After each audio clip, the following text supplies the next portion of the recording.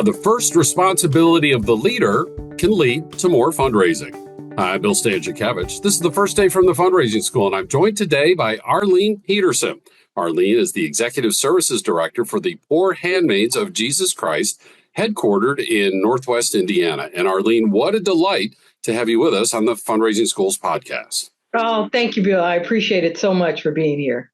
I had an opportunity to do custom training for the ministry where Arleen leads and works. And I had the participants learn so much from Arleen as she drew on her extensive experience in leading within the philanthropic sector, including at the Food Bank of Northwest Indiana. And Arleen, how long did you lead the food bank there in Northwest Indiana? I spent about 3 years there with the Food Bank of Northwest Indiana. And developed a considerable program growth that ties into this notion that the first responsibility of the leader is vision, looking outside the organization into the future to anticipate what could be next. It could be next in my cause area. It could be next out in the economy. It could be next in public policy, economic development, demographics, changing population, all sorts of things that the leader in the philanthropic sector needs to be aware of to craft the next vision for the organization, to craft the next vision for the fundraising plan. And Arleen, while you were there at the food bank, you saw something that others did not see. And it was an expansion of the food bank, which then led to increased fundraising. Help our audience hear that story, please. Well, having this amazing opportunity to move back into Northwest Indiana and really have an opportunity to see like what's really happening at this particular food bank. The food bank had been existing in a facility that was only around 10,000 square feet. They were maxing out in terms of the amount of food and meals that they were able to provide to Northwest Indiana. And they knew that they needed to expand. They knew that growth was needed. And you needed those fundraising and capital dollars to help you do that. So my idea came to me was taking the time to, one, really get to know the staff, know kind of where they sit in the space, know what are some of their experiences, what is it that they need in order to see the vision, in order to expand and grow. And each year as a staff, we had staff development, but it was, let's kind of get together and talk and plan. And I kept saying, this is not it. There's something else. And prior to that, I had an opportunity to visit a few of the food banks across the state of Indiana through Feeding Indiana's Hungry. And then the idea came to me, wow, wouldn't it be great if we could take our staff, use our staff development time, and actually go and visit food banks across the state. And we were able to see food banks that were similar to our size organizationally, and then food banks that were way bigger, like Gleaners in Indianapolis, like, 100,000 square feet facility versus a 10,000 square foot facility.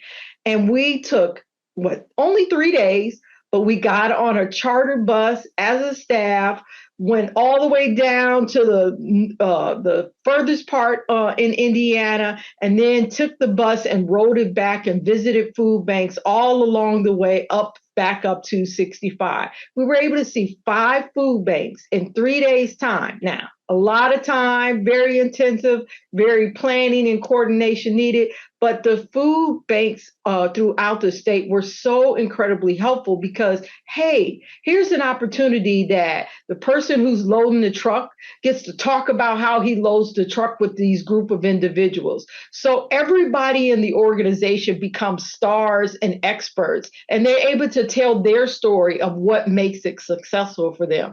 And by seeing all these different food banks across the country, again, different sizes, different ways that we do things, different counties and populations that we serve, by just being able to visually see it, to experience it, have the conversations with individuals, little tidbits and questions. You're like, man, I wish I knew how they did this. And now you're able to talk to somebody who's a similar role and responsibility to talk about what are some of the things that you think about. It opened up the window of so many ways to think about what the future could be for the Food Bank of Northwest Indiana. And that's when it really became real. We need a capital campaign because we want to be able to move into a facility that can really start to facilitate all these incredible dreams that the staff had about the organization and what they could do to serve people in Northwest Indiana. So, Arleen, just to highlight a little bit, first of all, I'm thinking about a road trip hosted by a food bank had to be the best snacks ever on that road trip because you're a food bank, right? Couldn't resist. Sorry, had to have that thought come out. But then also, first of all, it's while we are doing well here in Northwest Indiana, we need to get our folks out of their present environment to go see other environments, to go explore, to go outside our organization to do some exploring. And the importance of involving everybody, not just you as the CEO, but really saying all of you are smart, all of you are capable, all of you will have ideas. So you're all going. The bus leaves at a certain time. Let's go. And so you went outside the organization, you involved everybody. What was the vision then? Was it to double the space, more buildings, more sites? What vision emanated from this? At the time, we just wanted to ensure we had a little bit more space.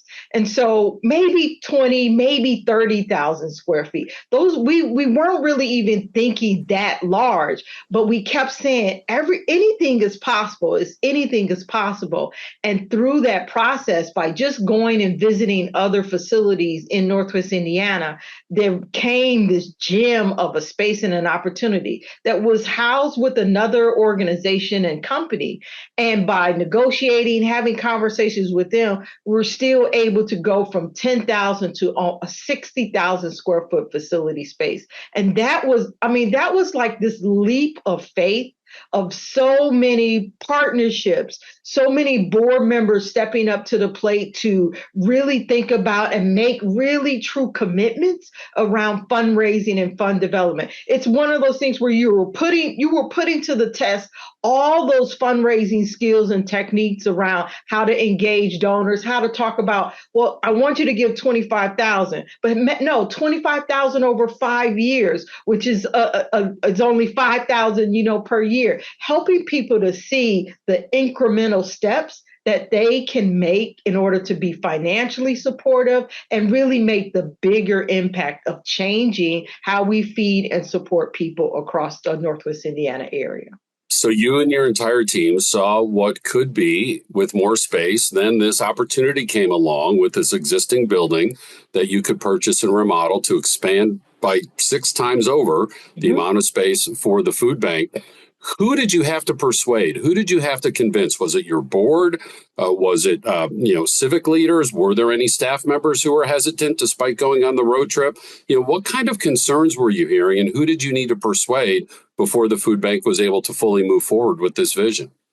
Well, as a leader and taking my own leap of faith, in convincing myself that I really could see that vision and be able to ensure that I had the staff and the support to help me get there. It became, there was always a way that there was somebody that had maybe a little hesitation about the vision. And then that's when, that's your opportunity to then tell the story, have the conversation, and really, really build a partnership and a relationship with someone to say, hey, if you're worried about this, here's what I think we could do, or here's the possibilities of what I could do, or we have a track record of how we've been able to be very diligent about our fundraising strategies and the work that we do. We're asking you to walk into a new journey with us to do just a little bit more.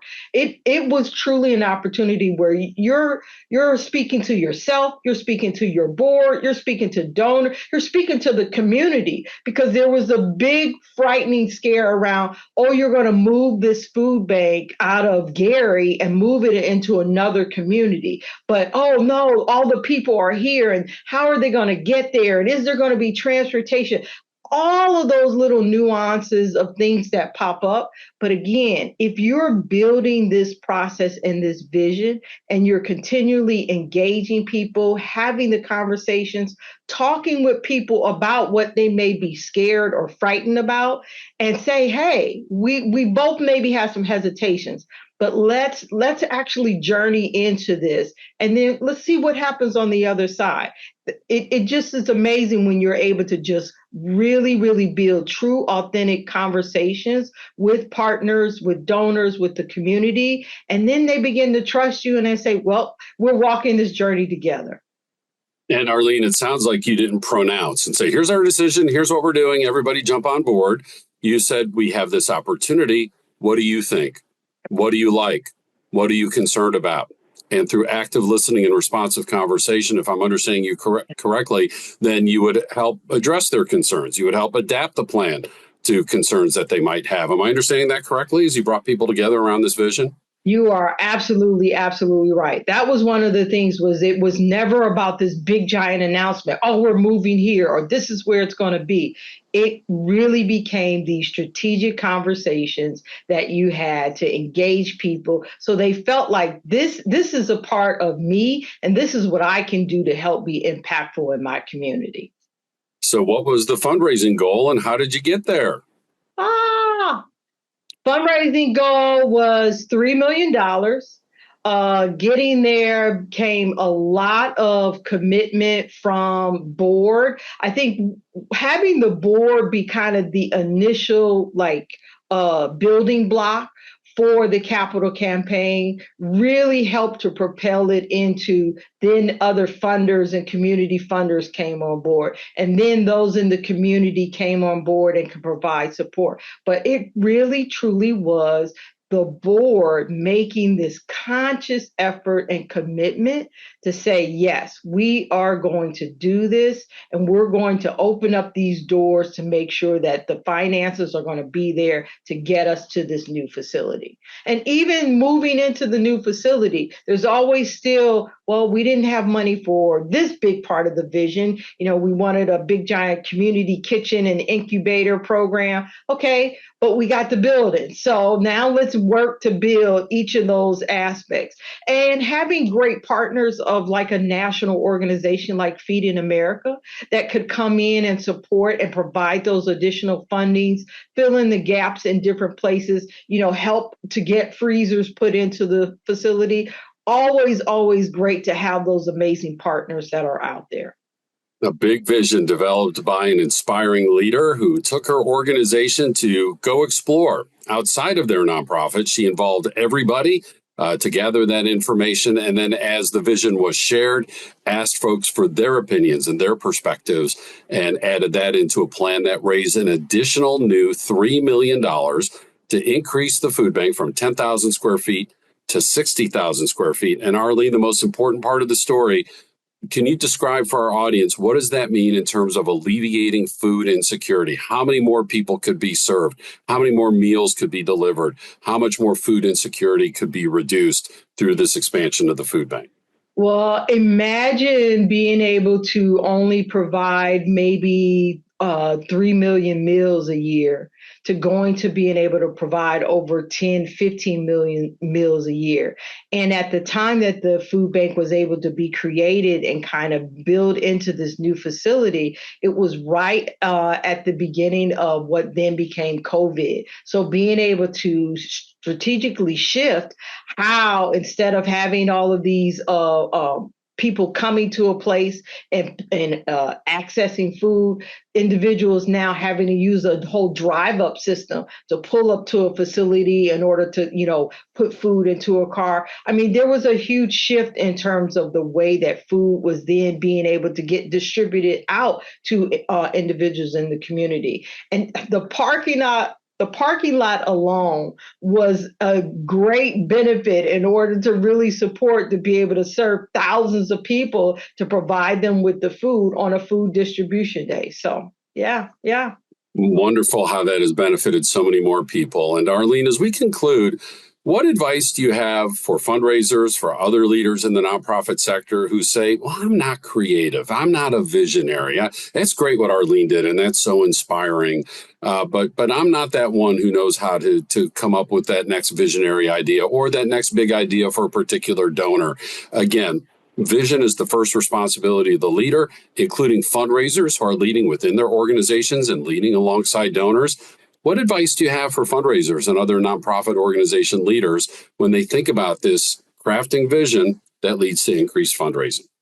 Well, I can honestly say one of the things that really helped to solidify and give me the boost that I needed in my vision was actually participating in the fundraising school classes. Those classes really bring together a variety of individuals in the field. And the amount of ideas and energy and people who are like-minded, and even some of those who have very different views, are able to come together around the themes around fundraising, were extremely, extremely supportive. It's like you can't be afraid to listen to all these different creative ways. And sometimes you have to take a moment to pause and be still and actually sit and let those ideas come, because they're there. They're waiting for you in order to do these big things, because I feel like we've all been gifted with these amazing organizations in the nonprofit world to do these big, wonderful, and great things. Pausing sometimes, engaging with courses and opportunities and learning opportunities, and really, really, really listening to these experts in the field who, again, it's more than been there, done that kind of mentality, but it is been there, done that, and ooh, here's something else that can be done about it. Well, Arleen, you've inspired us and informed us and enriched us. Thank you so much for sharing your compelling story, just as you did when we did that custom training together not all that long ago. Thank you. And again, appreciate all that you are doing to strengthen the philanthropic sector in ways that those social service agencies and ministries are helping marginalized populations and people in need. Thank you for your leadership. Thank you. Thank you so much. And at the fundraising school, we have the Certificate in Fundraising Leadership. You take 5 different courses, including Effective Leadership, Successful Fundraising, where we talk about vision and how vision translates into increased fundraising. What Arleen talked about is described in academic research as shared leadership, where we involve our entire team. We talk to external stakeholders, not to pronounce, but to involve and hear their voices as a vision is coming together. And these courses are available in person or online amongst our 25 different courses and amongst our 5 different certificates. We do have custom training, as you've heard me allude to here. We have quarterly webinars and, of course, these weekly podcasts with all of our information gathered in our textbook, Achieving Excellence in Fundraising, the book now out in its 5th edition. All of our information is available online at go.iu.edu/TFRS for the fundraising school. I'm grateful to our guest, Arleen Peterson, in a podcast produced by my colleague, the Emmy Award-winning Mike Anthony, and also produced by my colleague, Jennifer Boffman, CFRM. I'm Bill Stanczykiewicz, and now you are now more fully informed on this first day from the fundraising school.